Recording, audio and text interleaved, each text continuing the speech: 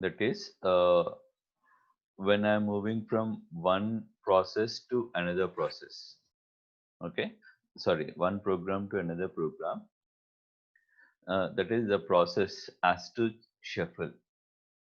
That is, CPU which is executing has to shuffle from one process to another process. Like for example, yesterday what we have taken was, we have taken an example of Zoom and WhatsApp. So Zoom will be executed for some time, followed by WhatsApp, then followed by Zoom once again. That is, it will take turns. It will take turns and it will execute the things. Like for example, we have taken example of 10 milliseconds. So Zoom will be executed for 10 milliseconds. Then WhatsApp will be executed for 10 milliseconds. So what it will do is, once the Zoom has executed for 10 milliseconds, it will save the work, whatever work it has done, it will save and move to WhatsApp. Then WhatsApp will be executed for 10 milliseconds. It will save the work and again move back to Zoom. Okay, yesterday we have taken example of, we have two processes, Zoom and WhatsApp. So alternatively, it will be moving to each other. Zoom to WhatsApp, WhatsApp to Zoom, it will be moving. Once it is shuffling, it has to save the work, whatever it has executed, it has to save the work and it has to move out of the things. So that is what we call as context switch. That is, when the CPU switches to another process, the system must save the state of the old process and load the saved state of the new process. That is, until where it is saved, from there it has to continue. And it is, when it is moving out, it has to save the old process. That is what we called as, that is done by something called as context switch. Context of a process represented in PCB. PCB is nothing but process control block. So context is going to be represented in process control block. Then context switch time is over it. That is, it will shuffle, right? It will shuffle from one process to another process. That is over it. Over it is nothing but it is going to occupy some time. That shuffling time is also going to be a burden, or it will be something like, it is bearing that expenses, or it is bearing that time, we can say. That is what is the meaning of the term over it. The system does no useful work while switching. That is, suppose if it is switching from Zoom to WhatsApp, it might take 1 millisecond. It might take 1 millisecond for switching from Zoom to WhatsApp. So when it is switching from Zoom to WhatsApp, that 1 millisecond is a, what we can call is what we call overhead time. Overhead time is nothing but the time which is wasted by the CPU. The time which is wasted by CPU is what we call as overhead time, we can say. The more complex the operating system and process control block, longer the context switch. That is, suppose number of programs are more. Here we have taken example of only WhatsApp and Zoom. Suppose there are 10 processes running like this. If there are 10 processes running like this, every time it has to switch from one process to another process. The switching time from one process to another process will be longer if number of processes are more.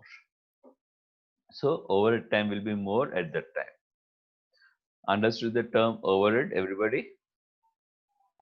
Yes, sir. Okay. So time depends on hardware support. Okay. The switching time also depends on, I have taken the example of 1 millisecond. It can be 1 millisecond, it can be more, it can be less. That depends on the hardware. That depends on the hardware, the support of the hardware, how much hardware support I'm having. So some hardware provides multi-set registers per CPU. Multiple registers will be there inside one process. Some hardware, not all. Okay, some will have only one. So depending on the register, because it has to save the work, the process has to save the work. The work can be saved only in the register. Inside a process, if it has to save, that can be saved in a register only. That is what we have seen. Any process which is done has to save the work, and saving can be done inside a process register. Process register is nothing but the memory inside a process. Followed this, everybody. So Yes. some will have multiple registers, some will have only one register. So if we have multiple registers, it can move faster. That is, the space will be more for saving. If you have only one register, the space will be less for saving. Clear? Followed this, everybody. What is a context switch? Yes, ma? Sir. Okay, fine. Then we'll move to the next topic in scheduling. CPU scheduling is mainly Sir, classified into, yes, ma'am. Yeah, sir, for Ronan, both processes, it will allocate same time need not be, or ma'am. depend on the program. Depending on the program. Okay. Depending on, suppose Zoom, it might Okay. allocate 10 milliseconds. WhatsApp is a small program, so it might allocate 5 milliseconds. Yes. So it depends. Depending on Okay. the program, that is what we are going to study. That is what is going to say about CPU, preemptive and non-preemptive. That is what type of processes are going to, I mean, what type of things are going to execute first and what type of things are going to execute next is what we is going to study in CPU scheduling. So here we have preemptive and non-preemptive. Okay, as I was saying in the previous classes, uh, we have two types of processes. One is if the work has started.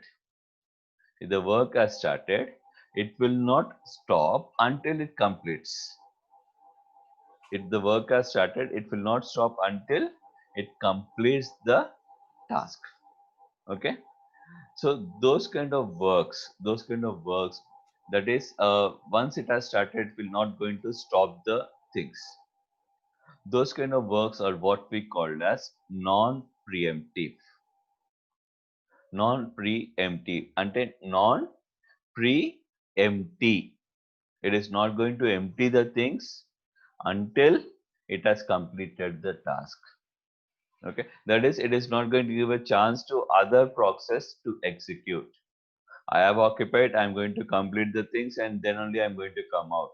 Something called sadist behavior. Something called as sadist behavior is going to be done by non-preemptive. Just for example, I'm saying the word sadist. Okay, that is, a program is going to start and I'm not going to leave until it completes the work. Sadist behavior is what we call as non-preemptive. Whereas preemptive is nothing but it is sharing, like what we have seen. Zoom and WhatsApp, both are sharing the things. That comes under category of preemptive scheduling. Okay, non-preemptive scheduling and preemptive scheduling. In preemptive, the tasks are mostly assigned with priorities. Okay, that is, suppose if Zoom and WhatsApp are getting executed, if Zoom is given more priority, it will execute first. If WhatsApp is given more priority, it will execute first.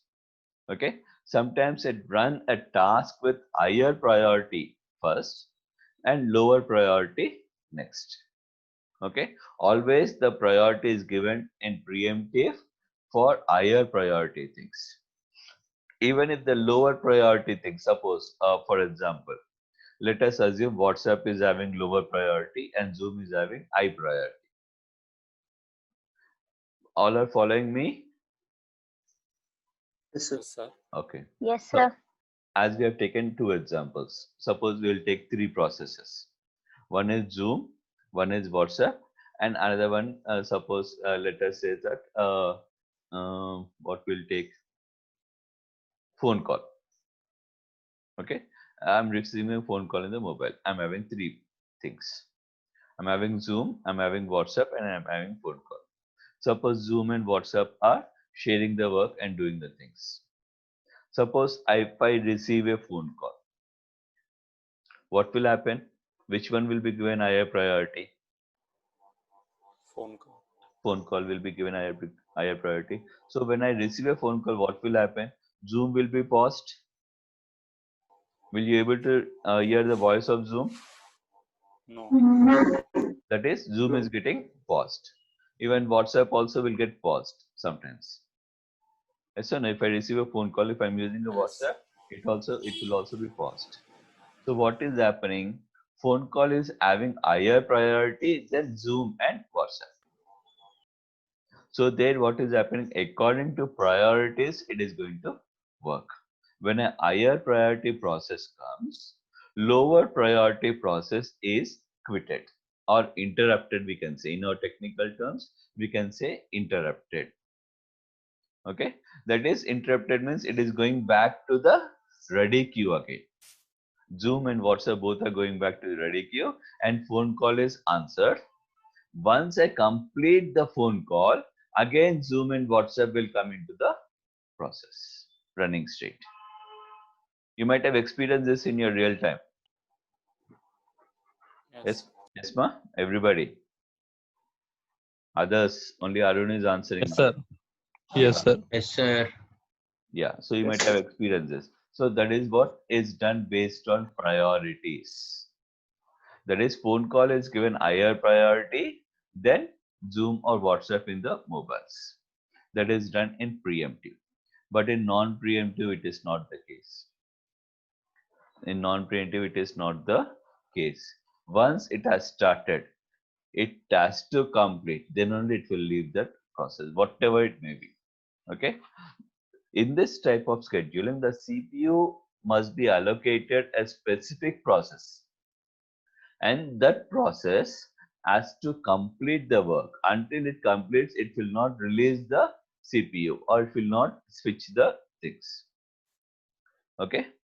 This it is also going to be supported by hardware as well. It is also going to be supported by hardware components as well. Okay. So how to determine this?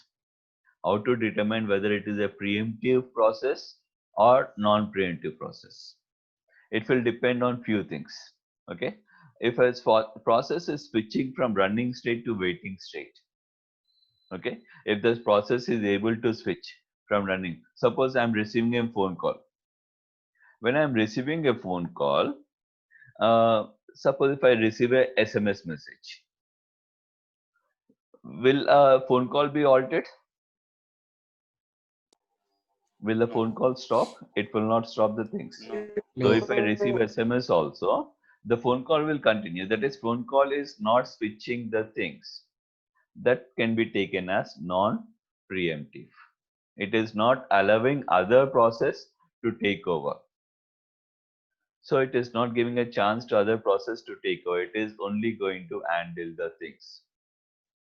And specific process switches from running state to ready state. That is, the process will switch from running state to ready state by interrupting. Okay. Once it has completed, then from waiting state, it will move back to the running state and it will execute the process once again. So that is what is going to happen in preemptive and non-preemptive. Clear? Everybody? Sir. Fine. Okay. Yes, sir. And yeah. Yes, sir. Okay. Now, one more important thing that we have to remember. Whenever we are using the CPU has to be utilized for maximum extent. If the CPU is not utilized for the maximum extent, then the work or process in our computers we need not use for maximum extent. But when we go to the main servers, if you remember, other day I gave you an example of the Google server. Some millions of requests will be coming to the Google servers. All those things must be done simultaneously. So how they are done simultaneously? CPU has to be utilized to maximum extent. CPU has to be utilized for maximum extent. Then only CPU maximum utilization will be done. Otherwise, we cannot follow the concept of CPU maximum utilization works. Clear, ma? Everybody? Yes, sir. Okay, fine. So after this, we have one more thing called as type of CPU algorithms. So in preemptive and non-preemptive, we have many types of algorithm. Algorithm is nothing but, suppose if we come to max, a problem can be solved in various ways. One problem can be solved in multiple ways. Yes or no? Yes. So same like this, we have multiple ways of processing. We have something called as first come first serve. First come first serve is nothing but the process which comes first will be executed first. The process which comes last will be executed last. That is one way. Then next one is shortest job first.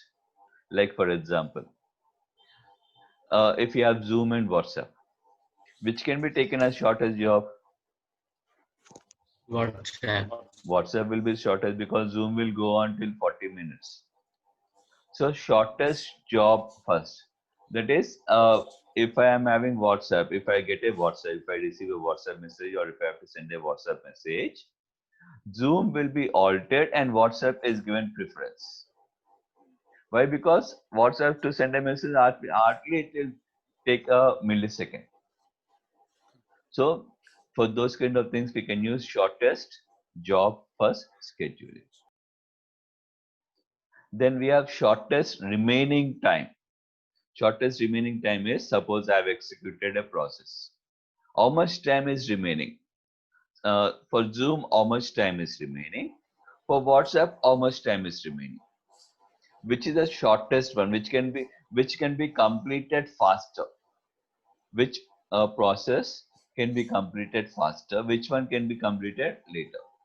So depending on that, the algorithm can be executed. So that is one way of executing the process. Shortest remaining time. Remaining time means how much time is remaining still to execute. It is when it is switching from one process to another process, how much time is remaining.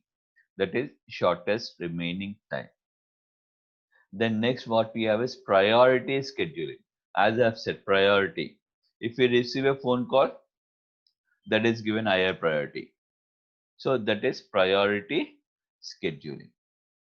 Then round robin fashion, that is in a continuous sequential order. Like I said, Zoom for 10 seconds, WhatsApp for 10 seconds. Then Zoom for 10 seconds, WhatsApp for 10 seconds. Zoom for 10 seconds, 10 milliseconds, WhatsApp for 10 milliseconds. That is in a continuous order they are getting executed. Then multi-level queuing scheduling. Multi-level is, suppose in multiple programs are there, which program has to execute which after which program after which program, so that multiple programs have to be scheduled. So these are the few types of schedulings that we have. Okay, able to understand this, ma? Yes, Yes. sir. Everybody. Yes. Yes, sir. So these are the different types of schedulings that we are going to have. Okay, first one is, when we come to the scheduling part, first thing that we have is excuse. First thing that we have is we have something like job queue, ready queue, and device queue. These are the queues that we are going to have in the scheduling. Job queue is nothing but what example we have taken is when the process is coming inside. That is, we have written a program. Once we have written a program, it will come to RAM. Okay, that RAM to CPU, it has to move from RAM to CPU. So in RAM, when it is moving to CPU, that is what we call as job queue. That is before entering the process, is what we call as job queues, the list of programs which has to be executed from RAM. Then ready queue is when it has entered the process and it is ready to execute. That is ready queue. Then device queue is nothing but when it is waiting for input and output request. So it has to go to waiting room. That is device queue. So we have three types of scheduling queues. Remember this. I'm just giving you overview of the things once again. We have three types of scheduling queues: job queue, ready queue, device queue. Job queue is before entering a process. Ready queue is before executing the process. Device queue is waiting for input and output operations. Clear? Then, Yes, sir. then there is a, once it has entered from ready queue, it will going to CPU, and CPU will decide it is getting terminated or it is going to input output request, time slice or fork or wait for interrupt. Then we have three things actually, in fact. Long-term schedulers, that is which are executed for longer duration, short-term schedulers, and we also have one more thing called as medium-term schedulers. Okay, we have seen the difference also. I'll show the difference once again. Then when we come to the process, we have two types of process: input bound process and CPU bound process. Input bound process is the process which is getting executed longer time for input and output. Okay, less time in the process and longer time in the CPU input and output. Whereas if you come to the CPU bound process, it is going to occupy less time for input and output, more time in the CPU. Okay, that is depending on the time. They are classified as input and input bound process or CPU bound process. Clear? Then next what we have is medium term scheduler. That is when the process is getting executed. When the process is getting executed for multiple times, then we can call it as medium term schedulers. Okay. So same thing, explanation of same thing. Then there is a classification we have seen.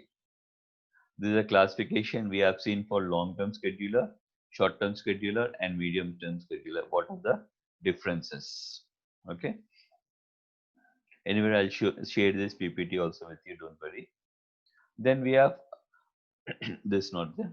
Then we have something called as context switch. Context switch is nothing but moving from one process to another process. So when it is moving from one process to another process, it has to save the old process and take the new process from where it is saved. That is what is called as context switch. Then next what we have is CPU scheduling. In this we have two things, preemptive and non-preemptive. Preemptive means it will be used on time sharing, and non-preemptive means it is going to execute continuously without break until it completes the task. It is not going to give a chance for other process to execute. So these are all what we have in process scheduling, and these are the algorithms of CPU scheduling. First come first serve, shortest job first, shortest remaining time, priority schedule, round robin, and multi-level queues. So this is all what we have in process scheduling. I hope everybody is clear with this. Yes, sir. Yes, sir. Okay, fine. The next class will start with the next topic in this chapter.